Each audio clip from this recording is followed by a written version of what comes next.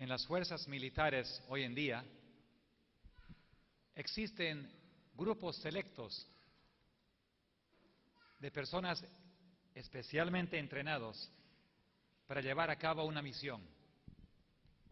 Ellos se llaman las fuerzas especiales. Cada especialidad militar tiene su grupo de fuerzas especiales. La Fuerza Aérea, el Ejército, la Marina,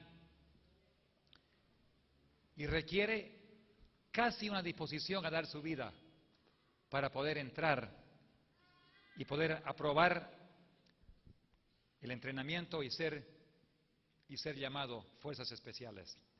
De los que intentan entrar, solamente unos 30% logran pasar esos exámenes tan rígidos, físicos, mentales, de agilidad. Es un entrenamiento muy duro. La mamá de un joven que estaba haciendo ese entrenamiento vino a hablar conmigo y me dijo, mi hijo está preparándose para entrar a las fuerzas especiales en la Marina norteamericana. Ora por él, porque hasta puede morir en el intento. Y él está tan dispuesto a entrar que está dispuesto a dar su vida. Fuerzas especiales. Cuando hay algo para hacer, cuando hay una misión que realizar, son las fuerzas especiales que el presidente ordena que vaya y lleve a cabo la misión. Las fuerzas especiales pueden hacer cosas que el ejército no puede. Son grupos pequeños, normalmente preparados, especializados y con los recursos suficientes para llevar a cabo la misión. Y no vuelven sin haberlo hecho. Se mueven rápidamente y vuelven. Y no dejan atrás sus compañeros. Si hay una muerte, traen con ellos los que mueren. Es una parte de la lealtad. El 11 de septiembre, cuando las Torres Mellizas cayeron en Norteamérica, en ese mismo día ya habían fuerzas especiales en tierra en Afganistán. No demoraron meses. Ese mismo día empezaron a entrar. Dios también tiene fuerzas especiales. Y hoy en día Dios está preparando a todos aquellos que se dejan preparar de corazón, se entregan, pero tienen que tener un deseo. Aunque me cueste la vida, yo entraré a las fuerzas especiales de Dios. Requiere el mismo tipo, o aún más, de comprensión de lo que Dios está haciendo, una entrega total bajo el control del general divino, del comandante general. Y también, como las fuerzas militares, es Dios, es el mandatario divino que ordena, que lleva a cabo y que suple las necesidades y los recursos. Y ese equipo sale, realiza la obra y vuelve. No acepta volver sin haberlo realizado. Si Dios también tiene fuerzas especiales, se puede imaginar quién tiene más. También, quién está preparando aún.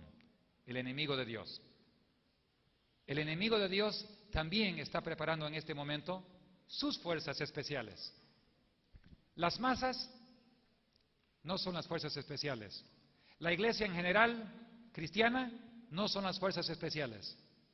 Son grupos pequeños, selectos, que comprenden lo que está pasando, que comprenden los eventos, quien se han entregado para trabajar tiempo entero para llevar a cabo una misión. El enemigo lo tiene y Dios ciertamente lo tiene. En las edades medias, la iglesia de aquella época desarrolló para mantener la doctrina lo que llamaba ella la Santa Inquisición. No había nada santo de la Inquisición,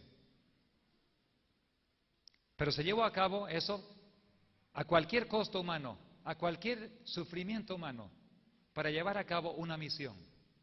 Habían personas especializadas, dispuestos a matar, torturar, eliminar, destruir, para poder mantener el poder.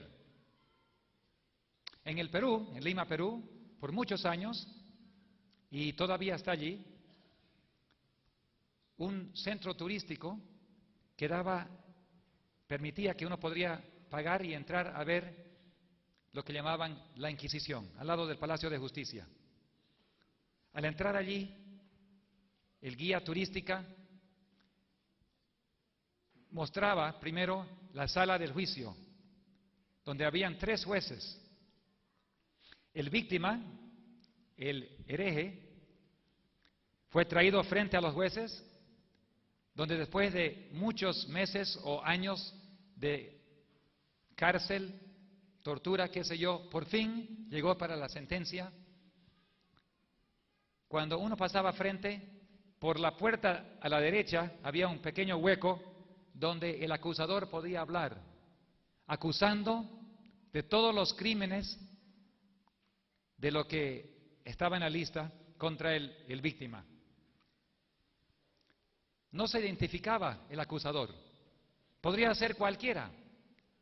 Aún en los días de Jesucristo, los falsos testigos se ponían de pie delante del víctima. No, en ese tiempo, cualquiera podía acusar sin que nadie sepa quién era, para escuchar la lista. Después se le pedía al Cristo que estaba en el crucifijo atrás, colgado, que diga si es culpable o si no es culpable. Y los jueces miraban para atrás, y ahí en la cruz, colgado en ese crucifijo, estaba el Señor Jesucristo, obviamente una imagen, y la cabeza del Señor Jesucristo decía, sí, culpable. El guía turístico llevaron atrás a los turistas y mostraban donde había un cordón, donde el juez jalaba la cabeza, para que diga que era culpable. Eso se llama justicia, entre comillas.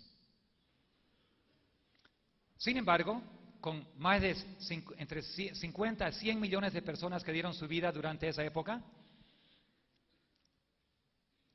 con tanta crueldad, en el 12 de marzo del año 2000, el Papa Juan Pablo II escribió una carta pidiendo disculpas al mundo por lo que había hecho, las barbaridades de la Inquisición. No admitió culpa, solamente dijo disculpa. No dijo que estaban en el error. Nunca se ha disculpado lo que se ha hecho en lo que es admitir error. Solamente pedimos que nos perdonen por la violencia hecha al servicio de la verdad. ¿Existe tal cosa? ¿Violencia hecha al servicio de la verdad? ¿Alguna vez Jesús usó la violencia? Él vino para salvar, no para destruir, dijo el Señor Jesús. Sin embargo, siendo cristianos, el mundo miró con agradecimiento a esa carta y dijo, hay que perdonar, hay que olvidar el pasado. Más de 100 años atrás, en un libro llamado El conflicto de los siglos, la autora, Elena G. de White, escribió que la Iglesia actualmente le pone al mundo una cara apacible y presenta disculpas por sus horribles crueldades. Se ha puesto vestiduras como las de Cristo, pero en realidad no ha cambiado. Todos los principios formulados por el papismo en edades pasadas subsisten en nuestros días. Las doctrinas inventadas en los siglos tenebrosos siguen profesándose aún. Nadie se engañe. El papado con los protestantes están ahora tan dispuestos a honrar, es el mismo que gobernaba al mundo en los tiempos de la Reforma. Los musulmanes, los protestantes, los judíos, todos visitando hace un mes atrás y arrodillándose ante la presencia de ese poder, dispuestos a honrar ese poder. Es el mismo que en los tiempos de la Reforma. Ellos sostienen las mismas pretensiones con que supo dominar sobre reyes y príncipes y arrogarse las prerrogativas de Dios. Su espíritu no es hoy menos cruel ni despótico que en aún cuando destruía la libertad humana y mataba a los santos del Altísimo. Hace más de 100 años, el Espíritu Divino reveló que una vez más se llevaría a cabo lo mismo en nuestros días. Interesantemente, ahora nadie lo puede dudar. En Norteamérica, nuestros hermanos católicos, muchos están reclamando. ¿Por qué la elección que se hizo? ¿Por qué una persona tan dura lidera la iglesia? Alguien dispuesto, como dijo la revista Time, yo me compré la revista Time, volviendo de Bolivia, pasé por Miami, me compré una revista Time que contaba del nuevo Papa. Y la revista Time, entrevistando al Papa, y a otros que lo conocían, le preguntaron, con la filosofía que usted tiene, podría causar una filosofía inflexible, dura, indispuesta a ceder a nadie, aunque le cueste la vida. Le preguntaron, ¿eso podría traer increíble sufrimiento masivo al mundo? La respuesta fue, estoy dispuesto, porque el sufrimiento solamente lo hace a uno llegar más cerca de Dios. Eso es la misma lógica que trajo la Santa Inquisición. Que mueran. Las llamas de la estaca, de la foguera, no importa. Puede hacer que ellos lleguen más cerca a Dios. Está dispuesto este líder mundial y muchos hermanos católicos, cristianos, hijos de Dios, reclaman. El Instituto Europeo sobre el Protestantismo recalcó en estos días que de nuevo el poder romano está dispuesto a organizar y utilizar la violencia al servicio de la verdad. Pero eso no es nada nuevo. Hace 100 años ya lo sabíamos. Solamente los que dudaban ahora no pueden dudar. Hay una historia que no le he contado nunca en público. Es la primera vez. No sé por qué Dios ordenó esto, pero ha sido algo interesante en mi vida y que una serie de eventos, creo ordenados por Dios. Cuando mi padre estaba estudiando el seminario en Maryland, cerca a 2 kilómetros de la capital americana, un día estaba pasando por el campus, este servidor había recién nacido, nací con atresia intestinal, mis intestinos estaban en pedacitos y los cirujanos en 2 semanas realizaron 3 cirugías mayores en este infante.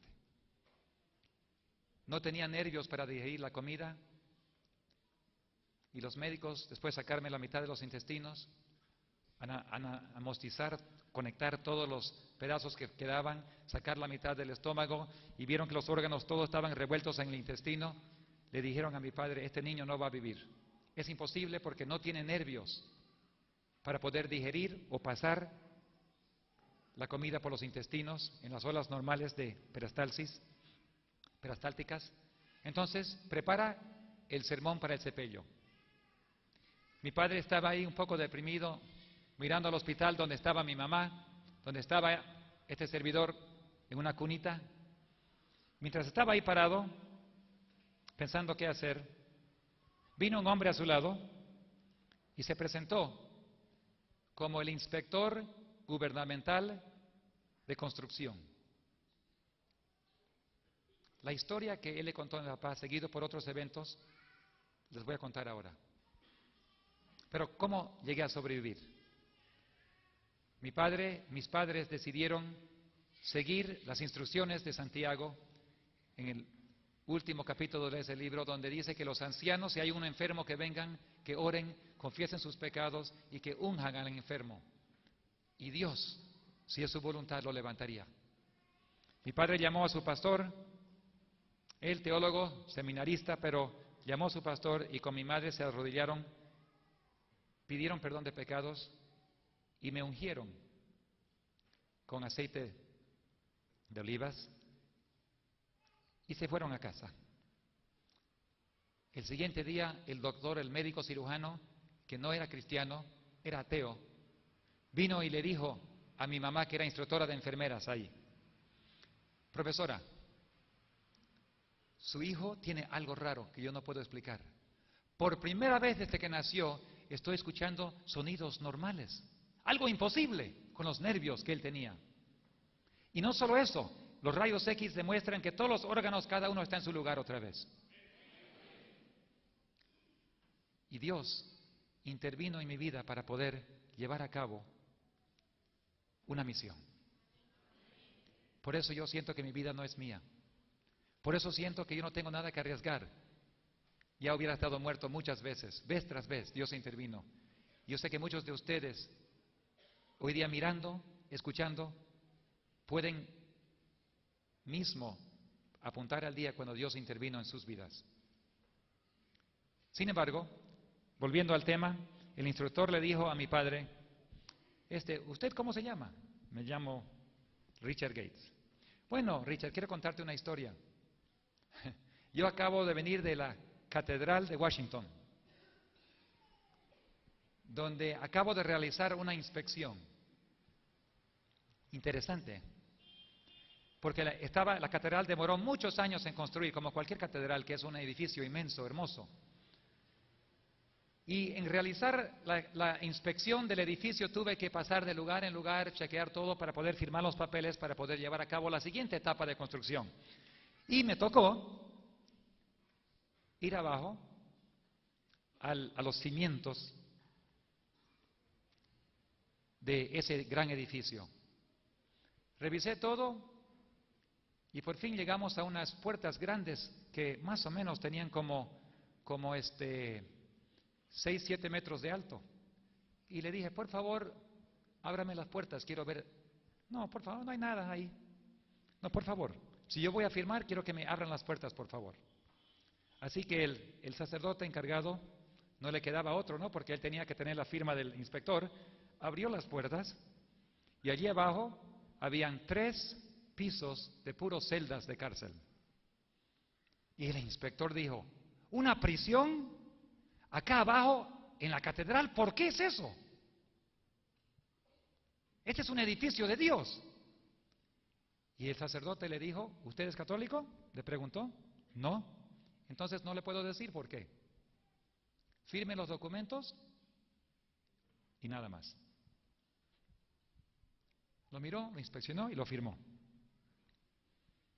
Él no sabía por qué una catedral pondría una prisión entera, 3 pisos de celdas abajo de la catedral en Washington. Interesantemente, pocos días después, el primo de mi padre, que trabajaba en construcción, trajo un camión lleno de cajas, ellos mandaban cajas de cosas y llevaban clavos, cemento, material, todo, y llegó un cargamento, y él estaba descargando su cargamento de material cuando llegó otro camión. Él estaba ahí parado cuando vio que bajaban directamente cajas de madera pesada, más o menos 1,5 metros de largo, y cargaban pesado y lo botaban y entraron abajo con 2 maderas, ¿no? Como ladrillos se pasan, y mandaron como 100 cajas de esas cajas pesadas abajo por la ventana y entraron adentro de la catedral, en la misma catedral. De repente, los que estaban llevando una caja, tumbaron una caja y ¡pum!, se quebró y se abrió. Y toda la caja llena estaba de metralletas. Inmediatamente el que estaba supervisando dijo: han cometido un error, llévese esa caja, seguro estaba error, han traído por error acá las metralletas. Pero ya entraron 100 cajas adentro. Hoy en día, ahí abajo, un depósito lleno de metralletas y las celdas de prisión. En una iglesia, una catedral moderna en Washington. El espíritu de profecía indicó que una vez más veremos el espíritu de persecución llegar al mundo. No estamos hablando de las edades medias, estamos hablando de esta generación. el poder romano está todavía planeando llevar a cabo violencia al servicio de la verdad.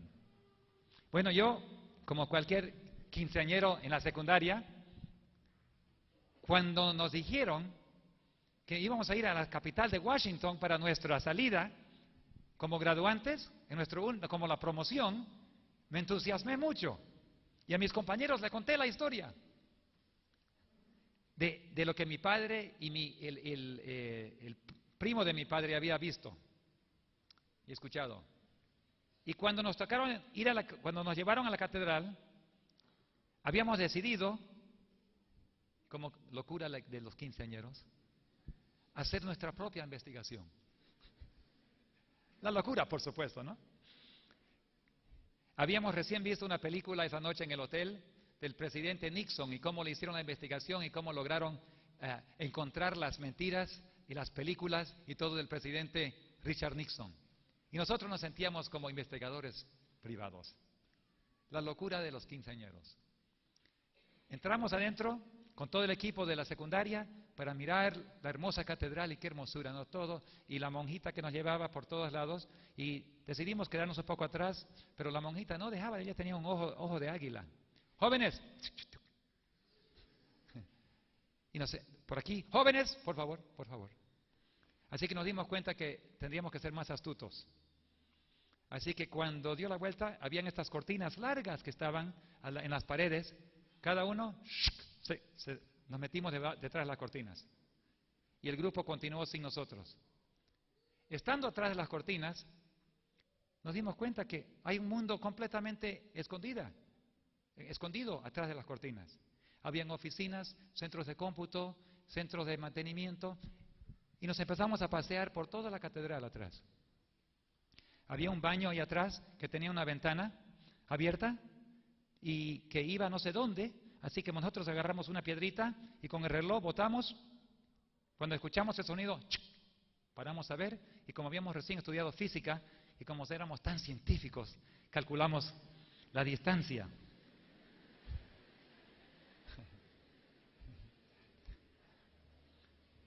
Habían más o menos 50 metros de caída ahí, al profundo del cimiento ahí. Bueno, seguimos por allí, encontramos algunos empleados, empezamos a decirle, good morning, how are you? Y la respuesta, no, nosotros no hablamos inglés. ¿No hablan inglés? No. No importa, yo hablo español. Sí, ¿de dónde es usted? Nosotros somos de España. ¿Son de España? Sí. Y vimos a uno y el otro y el otro, todos los empleados de España. No había ningún americano. Y le preguntamos, oye, ¿y por qué ustedes todos de España? ¿Por qué no tienen, oye, por qué ninguno habla inglés? Porque ninguno hablaba inglés, ni una palabra. ¿Por qué? Bueno, nosotros nos trajeron acá a trabajar porque nosotros sabemos obedecer la iglesia. Y si alguien se porta mal, nos deportan y allá nos castigan. Interesante. No confiaron en ningunos americanos porque los americanos se criaron con espíritu de libertad. En España saben mejor. Ellos saben cómo obedecer. Por fin preguntamos, oye, ¿cómo se llega abajo? ¿Cómo se puede ver los cimientos? No, acá nadie baja abajo. Solamente la gente que viene del Vaticano se le deja bajar abajo. La llave está en el cinturón del jefe, del obispo, y solamente él, con gente del Vaticano, logran bajar abajo. Así que ustedes no pueden bajar. ¿Y quién es el obispo? Bueno, él no está aquí, pero el superintendente está aquí, si quieren hablar con él. Así que fuimos a hablar con el superintendente, ¿no? Qué locuras, como queriendo indagar un poco. Fuimos arriba a las oficinas, encontramos al superintendente. Padre, buenos días, ¿cómo está usted? Bien, jóvenes, qué placer, ¿de dónde vienen? Venimos del estado de Tennessee, bueno, qué excelente. ¿Cómo puedo servirles? Muy amigable. Bueno, nosotros somos estudiantes de secundaria, recién graduados. Hemos estudiado un poco de arquitectura, de física, y nos intriga este hermoso edificio. ¿Usted sería tan amable de dejarnos bajar abajo para ver los cimientos, por favor? No, jóvenes, no se puede, gracias. No, pero, por favor, háganos un favor especial. Es que no permitimos. Ah, no permiten. ¿Por qué no permiten? Es que no permitimos. Ese es nuestro reglamento interno. Ah. Bueno, qué pena, porque unos familiares de nosotros nos contaron algunas cosas muy interesantes y un conocido de mi padre le contó, muy interesante, que él bajó abajo, hizo la inspección de todo y encontró algunas cosas muy interesantes. ¿Qué encontró? Usted díganos. No le dije nada. ¿Qué te dijo? Usted sabrá pues lo que me nos dijo. Seguro le dijo que habían celdas de cárceles, ¿no? Ah, así lo dijo. Y también nos contó de las cajas. ¿Cuáles cajas? Usted sabe cuáles cajas. Jóvenes, ¿de dónde vienen? Deme sus nombres. Perdón, tenga buen día, hasta luego.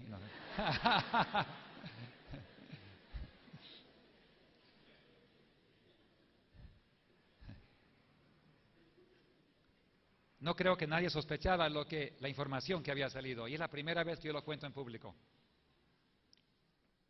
No lo digo por criticar en ninguna forma a nuestros hermanos cristianos, católicos, porque yo espero gozar con millones de ellos en el cielo. Con nuestros hermanos evangélicos, hermanos católicos, hijos e hijas de Dios, que siguen a Dios con todo su corazón. Estamos hablando de que lo que el Espíritu de Profecía reveló hace más de 100 años, que de nuevo en este mundo se levantará un espíritu de persecución contra aquellos que están dispuestos a seguir a Dios, cueste lo que cueste. Y muchos han dicho, por favor, no hables así de todas esas cosas. Ahora nadie duda.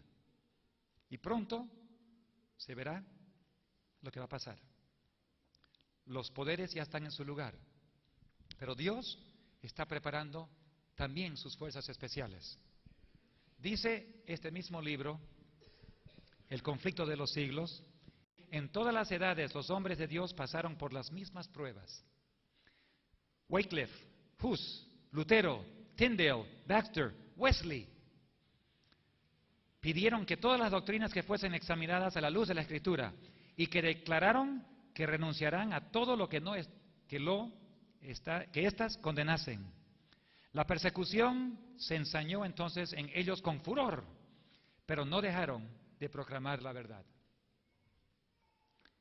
En cada edad, los que han levantado la palabra de Dios, la Biblia, y han proclamado la verdad, han tenido que sufrir la persecución. Cada nueva verdad se abrió paso a paso entre odio y la oposición. Los que fueron favorecidos con la luz se vieron tentados y probados.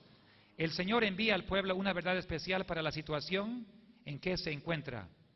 ¿Quién se atreverá a publicarla? Es nuestro privilegio conocer la verdad.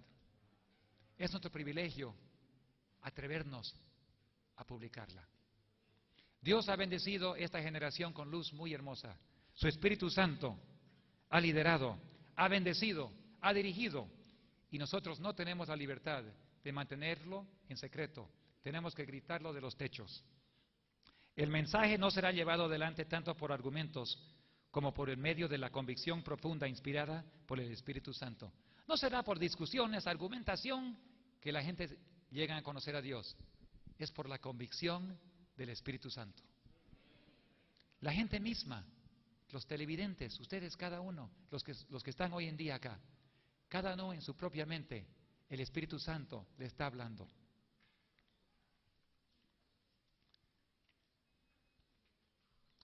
Dios, con sus fuerzas especiales, está preparando para un evento muy importante.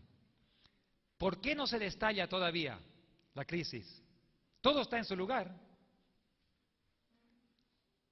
Los presidentes, los poderes, las fuerzas religiosas, todos están en su lugar. Pero ¿por qué todavía tenemos paz? ¿Por qué todavía hay oportunidad? ¿Por qué Dios espera aún todavía? Hay una razón muy sencilla. Esa razón es porque Dios todavía tiene que terminar un cierto trabajo. la preparación y sellamiento de sus fuerzas especiales. Les invito a que abran su Biblia al 7º capítulo de Apocalipsis. Los primeros 4 versículos. Después de esto vi a 4 ángeles en pie sobre la tierra, sobre los 4 ángulos de la tierra, que detenían los 4 vientos de la tierra, para que no soplase viento alguno sobre la tierra, ni sobre el mar, ni sobre ningún árbol. ¿Qué serán los vientos? Veremos. Vi también a otro ángel que subía de donde sale el sol, del este, y tenía el sello del Dios vivo, y clamó con grande voz a los 4 ángeles, a quienes se le había dado el poder de hacer daño a la tierra y el mar. Parece que los 4 ángeles tenían el poder de soltar los vientos, y los vientos tenían el poder de destrucción. Diciendo, no hagáis daño a la tierra, ni al mar, ni a los árboles, hasta que hayamos sellado en sus frentes a los siervos de Dios. Entonces los vientos que tenían en sus manos son los vientos de destrucción, para que no hagan daño. Diciendo, no hagáis daño hasta que hemos sellado a los siervos de Dios en su frente. Y oí el número de los sellados, 144,000 sellados, de todas las tribus de Israel. Dios necesita terminar de sellar sus fuerzas especiales. Apocalipsis 14, unas páginas más allá, dice que, hablando de este mismo grupo, dice que ellos, en sus bocas, versículo 5 de capítulo 14, en sus bocas no fue hallado mentira, pues son sin mancha delante del trono de Dios. Parece que han desarrollado un seguimiento tan cercano de Dios que, como Enoc, tienen un carácter que refleja la imagen de Dios. Y una cosa muy interesante aquí, dice el capítulo 1 que esos 144,000 tenían el nombre del Cordero y de su Padre escrito en su frente, su nombre. Y tocaban sus arpas, capítulo 3, cantaban un nuevo canto, y nadie podía aprender ese canto más que ellos. En versículo 4, la última parte dice, estos son los que siguen al Cordero donde quiera que vaya. Interesante. No nos vamos a enfocar en el número 144,000. Algunos teólogos dicen que es algo literal, otros algo simbólico. El espíritu de profecía a veces habla del número exacto, a veces da la impresión que es un número simbólico. El número no es lo importante. Lo importante es las características de ese grupo. Algún día sabremos si es literal o simbólico. Por ahora, fijémonos en lo que es las características. Número 1, tienen en su frente ¿qué? El sello, que es el nombre del Cordero y de su Padre. El nombre. ¿Qué significa ser cristiano? Ser como Cristo. No eres cristiano porque vas a la iglesia. No eres cristiano porque te bautizaste. Eres cristiano porque el nombre de Dios está escrito en tu frente. Y si tu vida demuestra que no tienes ese nombre, el carácter de Dios, perdona, simplemente no eres cristiano. Las fuerzas especiales de Dios tienen el carácter de Dios acá, en sus frentes. Siguen al Cordero donde quiera que vaya. ¿Tú sigues al Cordero donde quiera que vaya? ¿Estás dispuesto a ir a la cruz? ¿Estás dispuesto a dar tu vida? ¿Estás dispuesto a obedecer a Dios, cueste lo que cueste? Algunos de ustedes estarán participando en el bautismo esta tarde. Y algunos están luchando. ¿Entro o no entro a las aguas bautismales? ¿Qué me va a costar? ¿Qué dirá mi familia? ¿Qué dirán mis amigos? ¿Qué pasa si yo me declaro al lado de Dios y de su pueblo? Ajá. Buena pregunta, ¿eh? Cada alma tendrá que decidir a qué lado estoy. Este grupo especial sigue al Cordero donde quiera que vaya. Donde va el Cordero, requiere sacrificio. Donde va el Cordero, requiere sufrimiento. Donde va el Cordero, tiene mucha presencia de Dios y los santos ángeles. Donde va el Cordero, siempre hay victoria. Donde va el Cordero, va la luz del cielo. Y una persona que ve algo de Dios se siente atraído. pero nuestras vidas no han reflejado perfectamente al amor de Dios. A veces hemos actuado duramente con otras personas. Hemos actuado egoístamente en vez de dar cuando podríamos dar. Hemos protegido a nuestros puestos, hemos protegido a nuestra familia, hemos protegido a este ego a cambio de seguir al Cordero. Y Dios está muy cerca de terminar el sellamiento de sus fuerzas especiales. Y cuando Él termine, les garantizo, lo van a saber. Porque los ángeles ya están soltando los vientos. Y muy pronto dejarán de soltar completamente. Y aquellos que han sido sellados se sabrán quiénes son. ¿Estás tú dentro? ¿Estás en entrenamiento? ¿Te has entregado a Dios? ¿Quieres formar parte de ese equipo? Depende de cuánto quieres seguir al Cordero. ¿Hay mentira en tu boca? ¿Tu vida es una mentira? ¿Tú vives una vida doble? Con mis amigos acá, con la iglesia acá. ¿Tienes pecados escondidos? Dios te puede perdonar. Dios te puede preparar como fuerzas especiales, pero va a requerir todo lo que eres y todo lo que tienes. Igual que Jesús dio su vida por nosotros y dio todo, arriesgó todo. El que más arriesgó en todo el universo fue el Señor Jesucristo. Y si vas a seguir al Cordero donde quiera que vaya, tienes que arriesgar todo. Una de las cosas que este hermoso libro, El conflicto de los siglos, también menciona, que el pueblo de Dios saldrá a hacer hazañas con sus caras llenos de luz, brillando. ¿De dónde viene la luz del cielo? Del Señor mismo. Y cuando alguien ve la convicción y ve que Dios está en tu vida, no pueden resistir. No tienes que discutir, argumentar para ganar el alma. Solamente déjate reflejar. Deja que el Señor Jesús viva en tu vida para que la gente a tu lado no puedan evitar de ver al Señor Jesús. Y cuando cuando alguien ve al Señor Jesús, ¿sabe qué? Se enamora de Él. A veces Dios es tan misericordioso con nosotros que nos da oportunidades de saborear lo que va a ser algún día. Solamente para animarte, para demostrarte lo que algún día va a ser cuando el Espíritu Santo caiga en su plenitud. En 3 ocasiones, les voy a contar de las primeras 2, me tocó saborear algo muy especial. Estaba yo en el aeropuerto de Atlanta. Si alguien ha pasado por Norteamérica, muchos pasan por el aeropuerto internacional de Atlanta. Contiene concursos o que sea salas o grandes donde los pasajeros a cada lado encuentran sus aviones y uno tiene que a veces caminar y caminar y caminar y caminar hasta que llegue al fondo donde está el avión esperando. Me tocó uno de estos días. Yo estaba volando de Atlanta, Georgia, hasta Washington, el estado de Washington, al otro lado noroeste de Estados Unidos, para una semana de oración en una universidad. Y me subí al avión, era temprano a la mañana. Tuve que caminar y caminar con mi maletín y por fin llegué al fin, hice la cola y me subí al avión. Y cuando subí al avión, me senté al lado de un señor que se presentó y me dijo, disculpe, yo soy fulano de tal, soy coronel en la Fuerza Aérea. Coronel, buenos días, ¿cómo está usted? Perdón, yo quisiera contarle una historia, ¿me permitiría? Por supuesto, coronel, cuénteme una historia. Yo nunca he tenido un pasajero que me quiera contar una historia, pero este coronel quería. Dígame, dijo, esta mañana yo amanecí, me vine temprano y me puse en la cola para subir al avión.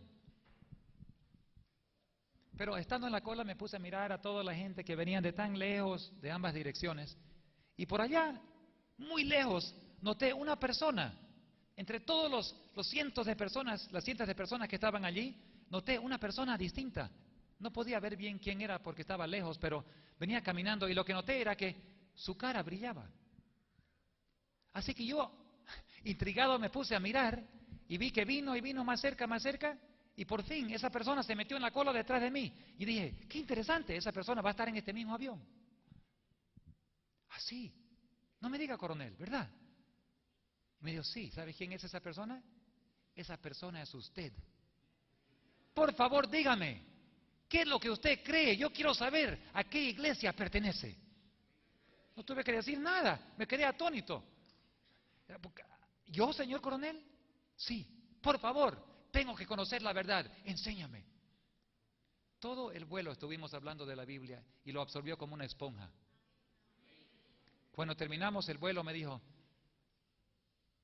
yo voy a empezar mis estudios bíblicos porque yo tengo que comprender más de esta verdad. Yo tengo varios soldados que son adventistas del séptimo día. Son buenos soldados, pero ninguno de ellos porta armas. Así que por favor no me des un ejército de adventistas, no puedo pelear una guerra. Pero son unos de mis mejores soldados, porque son fieles y trabajan duro en el área de salud. Me bajé, un poco sorprendido, pero increíblemente lo que Dios hace, yo me quedé un poco sorprendido también. Pero me fui a la semana de oración, terminé la semana de oración en la Universidad de Walla Walla College. Terminé la semana y me subí para el avión para volver. Y ese vuelo era a las 11:55 de la noche, el vuelo de la madrugada. Difícil para volar a esa hora. Decidí hacer lo siguiente: yo voy a entrar al avión, me voy a poner algo sobre mis ojos, me voy a poner con mi almohada y voy a dormir, no voy a comer, no voy a... nada, voy a dormir porque si no me va a destruir toda la forma de mi descanso. Así que me subí al avión y a mí siempre me gusta escoger los asientos que están en la última fila. ¿Sabe por qué? Porque es la fila más segura. Cuando cae un avión, siempre es la cola que sobrevive. Por eso en la cola del avión ponen las grabadoras, ¿eh? Las grabadoras que siempre están examinando cuando hay un accidente, están en la cola, porque a veces la cola es la única cosa que queda. Así que yo me voy a la cola para mis vuelos, cuando tengo la alternativa. Y entonces, yo quedé muy frustrado por muchos años, porque en los años anteriores, cuando se dejaba fumar en los aviones, y como la presión de la cabina siempre el aire va para atrás, siempre ponían a los fumadores atrás. Yo dije, qué frustrante. A los que se están suicidando le dan el asiento más seguro. Pero cuando ya dejaron de fumar en los aviones, yo siempre me voy a la última. Así que yo me fui caminando para atrás hasta el último asiento. Cuando llegué allí, había un señor y su esposa sentado y me tocaba la ventana. Así que, disculpe señor, disculpe señora. Y me senté. Y me estaba acomodando y la señora me dijo, perdona, disculpe, una pregunta si le puedo hacer. ¿Sí? Diga. ¿Usted a qué iglesia pertenece? Yo dije, ay, no otra vez. Señor, disculpe, mi esposo y yo cuando lo vimos subir al avión, inmediatamente, ¡ah! Mire ese hombre, sus ojos están brillando como linternas. Usted, señor, sabe que está saliendo luz de sus ojos. ¿Yo? No tengo la menor idea. Sí, por favor, díganos, ¿a qué iglesia pertenece? Soy adventista del séptimo día. Ay, gloria al Señor. Por favor, cuéntenos. No dormí esa noche. Toda la noche era un estudio bíblico. Y estudiamos desde Génesis hasta Apocalipsis. Como metralleta. Una doctrina, otra. Y cada vez, amén. Querido, estudiamos eso el otro día, ¿verdad? Y otra doctrina, y otra doctrina. Terminamos toda la Biblia antes de aterrizar. Me pidieron una copia del conflicto de los siglos porque yo le dije, si usted quiere realmente entender lo que está pasando, el conflicto entre Satanás, el enemigo de Dios, y el conflicto entre él y Dios, este libro es el mejor libro. Lleno de la Biblia, bíblicamente, historia de las edades, desde la creación hasta que termine el conflicto entre Dios y Satanás. Y Dios gana. Les mandé una copia. ¿Quieren saber cómo termina el conflicto? El último capítulo es mi favorito. El último párrafo del libro es el párrafo más favorito que yo tengo en cualquier libro que existe. Tan hermoso. Cuando ya termina ese conflicto entre Dios y Satanás, escuchen las palabras de cómo la sierva del Señor describe el universo cuando termina eso. El gran conflicto ha terminado. Ya no hay más pecado ni pecadores. Todo el universo está purificado. La misma pulsación de armonía y de gozo late en toda la creación. De aquel que todo lo creó, manan vida, luz y contentamiento por toda la extensión del espacio infinito. Desde el átomo más imperceptible hasta el mundo más vasto, todas las cosas animadas e inanimadas declaran en su belleza sin mácula y en júbilo perfecto que Dios es amor. Así termina el conflicto. Dios es amor. Tuve la oportunidad y logré aceptarla, de ir a una reunión de Enfoque en la Familia. Enfoque en la Familia con el doctor James Dobson. Él es un médico que ha tenido un programa Enfoque en la Familia por ya muchos años, que realmente honra a Dios y que defiende la familia. En Norteamérica es una de las autoridades de la familia más grandes y también está rápidamente llegando a hacerlo en Latinoamérica, pero con traducciones en español. Me reuní con el doctor Dobson, su esposa, su hija y 800 otros pastores y médicos. Soy un admirador del doctor Dobson. Cuando llegué allí, estuvimos 8 días juntos. Me acompañó también mi padre, mi mamá, mi hermano. Mi hermano es un médico y él pagó para que todos vayásemos. Lo que me intrigó fue lo siguiente: además de todo lo hermoso, fue una persona, el director del instituto que ellos tienen de educación religiosa. Ese hombre de Dios se paró frente y dijo lo siguiente: hemos creado el instituto por una sola razón: para entrenar nuestros jóvenes, para enseñarles que viene una crisis sobre este mundo y que cada alma tendrá que responder si van a obedecer a Dios o van a obedecer a los hombres. Para que reconozcan que la palabra de Dios es la autoridad divina que sobrepasa toda otra cosa, y sobre esa palabra tenemos que pararnos firmes y no ceder en nada. Y es nuestra misión de enseñar a las familias, a los jóvenes, que aprendan, memoricen la palabra de Dios y que en ninguna forma cedan de su lealtad a la palabra de Dios.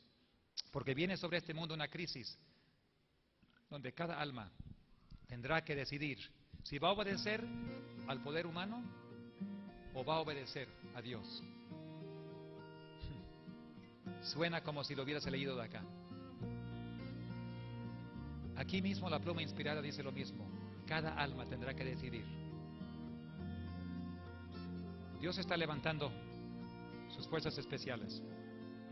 Hermanos evangélicos, hermanos católicos, hermanos adventistas, y puede ser personas que ni siquiera todavía son cristianos, pero que lo van a hacer algún día. Personas dispuestas a seguir a Dios aunque les cueste la vida o aunque vayan a la foguera. Honrar a Dios es la meta de su vida. Y hoy tenemos la decisión. Yo quiero apelar a mis hermanos protestantes evangélicos: sean leal a la palabra de Dios. Estúdienla. Dice Romanos 8 que todos aquellos que son guiados por el Espíritu de Dios son hijos de Dios.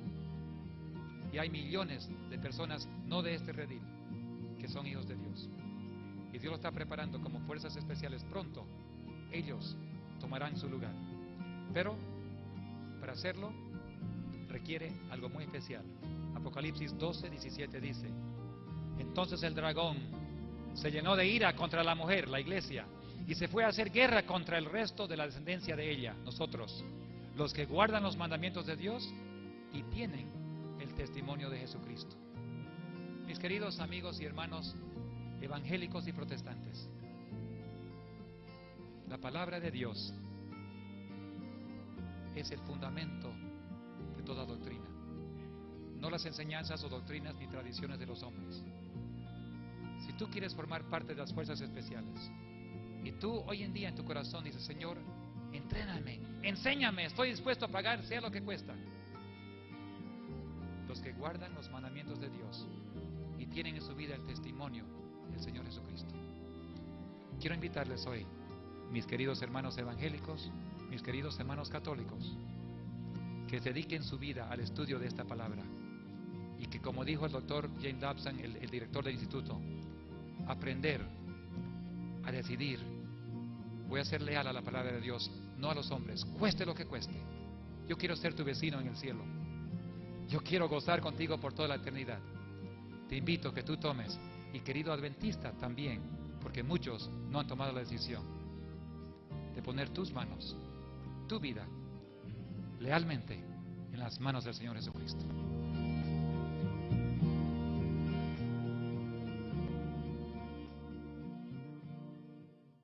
Sin embargo, con más de entre 50 a 100 millones de personas que dieron su vida durante esa época, con tanta crueldad, en el 12 de marzo del año 2000, el Papa Juan Pablo II escribió una carta pidiendo disculpas al mundo por lo que había hecho, las barbaridades de la Inquisición. No admitió culpa, solamente dijo disculpa. No dijo que estaban en el error. Nunca se ha disculpado lo que se ha hecho en lo que es admitir error. Solamente pedimos que nos perdonen por la violencia hecha al servicio de la verdad. ¿Existe tal cosa? ¿Violencia hecha al servicio de la verdad? ¿Alguna vez Jesús usó la violencia? Él vino para salvar, no para destruir, dijo el Señor Jesús. Sin embargo, siendo cristianos, el mundo miró con agradecimiento a esa carta y dijo: hay que perdonar, hay que olvidar el pasado. Más de 100 años atrás, en un libro llamado El conflicto de los siglos, la autora Elena G. de White escribió que la Iglesia actualmente le pone al mundo una cara apacible y presenta disculpas por sus horribles crueldades. Se ha puesto vestiduras como las de Cristo, pero en realidad no ha cambiado. Todos los principios formulados por el papismo en las fuerzas militares hoy en día, existen grupos selectos de personas especialmente entrenados para llevar a cabo una misión. Ellos se llaman las fuerzas especiales. Cada especialidad militar tiene su grupo de fuerzas especiales: la Fuerza Aérea, el Ejército, la Marina, y requiere casi una disposición a dar su vida para poder entrar y poder aprobar el entrenamiento y ser llamado fuerzas especiales. De los que intentan entrar, solamente unos 30% logran pasar esos exámenes tan rígidos, físicos, mentales, de agilidad. Es un entrenamiento muy duro. La mamá de un joven que estaba haciendo ese entrenamiento vino a hablar conmigo y me dijo: mi hijo está preparándose para entrar a las fuerzas especiales en la Marina norteamericana. Ora por él, porque hasta puede morir en el intento. Y él está tan dispuesto a entrar que está dispuesto a dar su vida. Fuerzas especiales. Cuando hay algo para hacer, cuando hay una misión que realizar, son las fuerzas especiales que el presidente ordena que vaya y lleve a cabo la misión. Las fuerzas especiales pueden hacer cosas. Si Dios también tiene fuerzas especiales, se puede imaginar quién tiene más. También, quién está preparando aún. El enemigo de Dios. El enemigo de Dios también está preparando en este momento sus fuerzas especiales. Las masas no son las fuerzas especiales. La iglesia en general, cristiana, no son las fuerzas especiales. Son grupos pequeños, selectos, que comprenden lo que está pasando, que comprenden los eventos, quien se han entregado para trabajar tiempo entero para llevar a cabo una misión. El enemigo lo tiene y Dios ciertamente lo tiene. En las edades medias, la iglesia de aquella época desarrolló para mantener la doctrina lo que llamaba ella la Santa Inquisición. No había nada santo de la Inquisición, pero se llevó a cabo eso a cualquier costo humano, a cualquier sufrimiento humano, para llevar a cabo una misión. Habían personas especializadas, dispuestos a matar, torturar, eliminar, destruir, para poder mantener el poder. En el Perú, en Lima, Perú, por muchos años, y todavía está allí, un centro turístico que permitía que uno podría pagar y entrar a ver lo que llamaban la Inquisición, al lado del Palacio de Justicia. Al entrar allí, el guía turística mostraba primero la sala del juicio, donde habían 3 jueces. El víctima, el hereje, fue traído frente a los jueces, donde después de muchos meses o años de cárcel, tortura, qué sé yo, por fin llegó para la sentencia.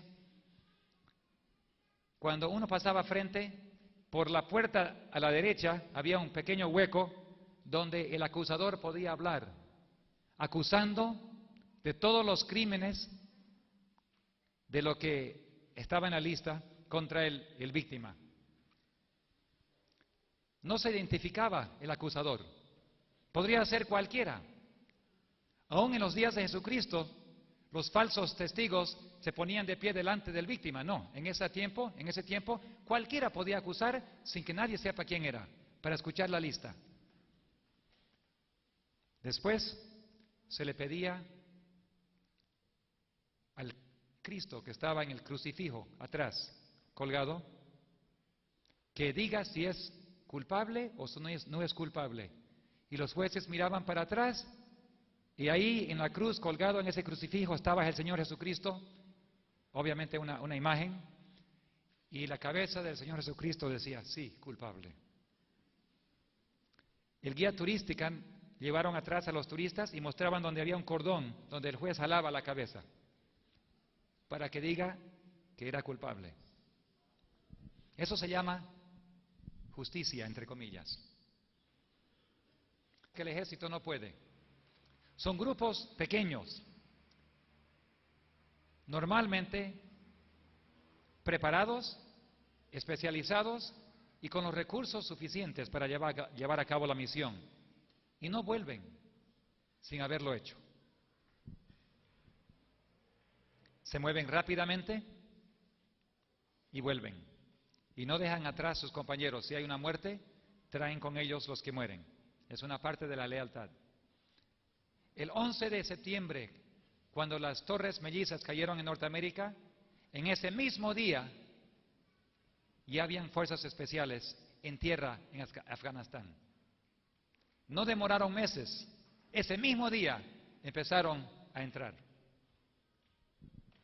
Dios también tiene fuerzas especiales.